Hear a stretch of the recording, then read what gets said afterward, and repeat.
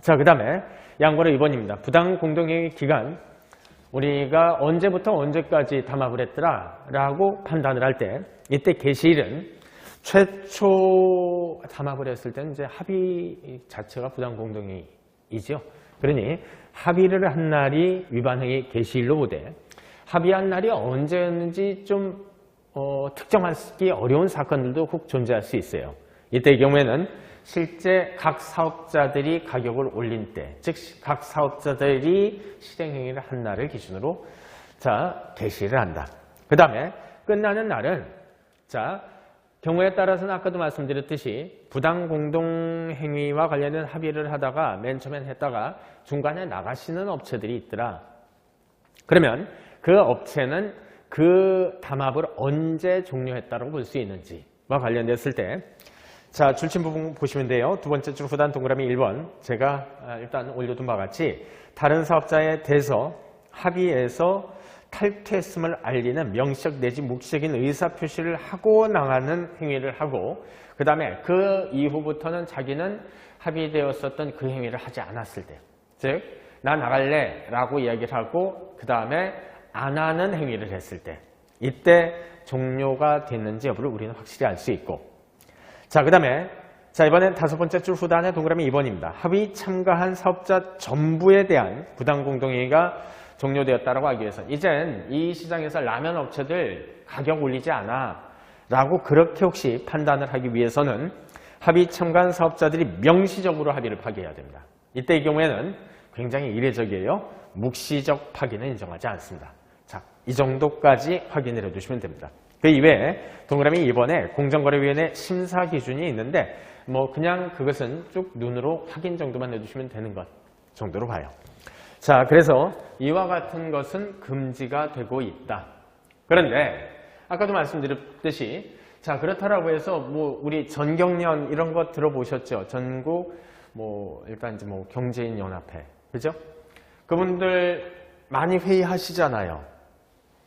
그러면 우리나라 재정기획부 장관도 아니신데, 그런데 그분들이 국가의 경제 시책을 가지고 논하실, 물론 필요도 있다면 필요도 이제 합의도 하시겠지만, 이런저런 이야기도 하겠지만, 그 이외에는 특히 이제 경영과 관련된 이야기들을 많이 하게 될 것 아닙니까? 그리고 그런 이야기를 했다는 것 자체가 모두 금지되는 것은 아니죠. 그렇죠? 부당 공동행위로 앞으로 이제 뒤로 배우게 될 일정한 행위까지 나아가서 실제로는 그러한 행위까지 나아갔을 때, 그때 그것의 부당성이 인정되었을 때 그게 금지가 되는 것이기 때문에, 경우에 따라서 만나서 무슨 말을 했지만 그게 오히려 괜찮은 말일 수도 있다라고 한 거예요.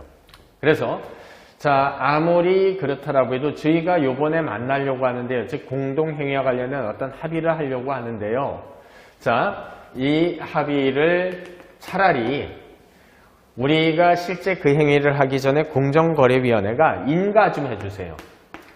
공정거래위원회 스스로가 인가를 해주면 그것은 부당한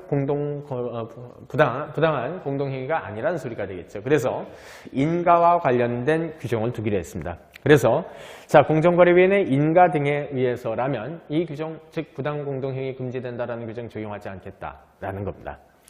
그러면서 동그라미 1번 1호에서부터 4호까지가 나와요. 묶어두셔야 되죠. 이거 계속 시험 문제 나옵니다. 아셨죠? 첫 번째, 합의 내용을 봤더니 불황 극복을 위한 산업 구조조정 이야기를 하더라. 두 번째, 연구 기술 개발과 관련된 이야기를 하더라. 그 다음에 세 번째, 거래 조건을 조금 합리화하기 위한 이야기들을 하더라. 그 다음에 네 번째, 중소기업들이 모이시더라.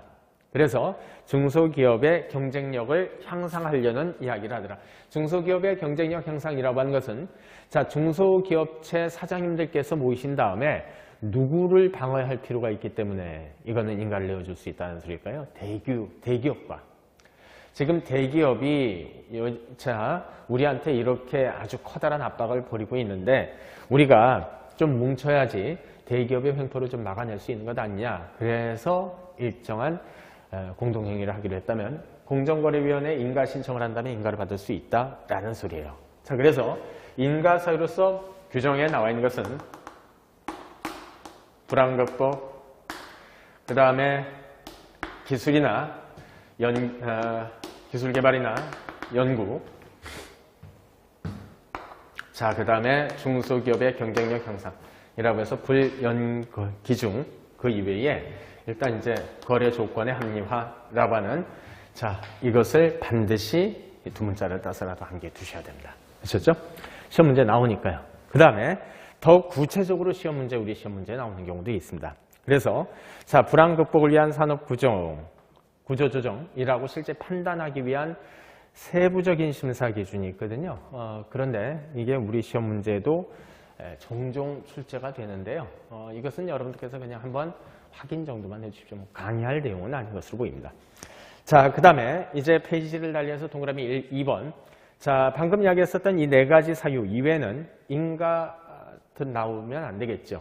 그래서 불인가 사유라고 되어 있다. 그래서 자, 공정거래위원회는 다음 각호의 어느 하나에 해당하는 공동행위에 대해서는 인가 내어줘서는 안 된다.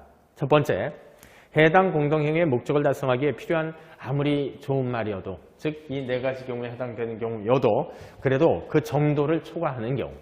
그 다음에 두 번째, 수요자 및 관련 사업자의 이익을 부당하게 침해할 우려가 있는 사안.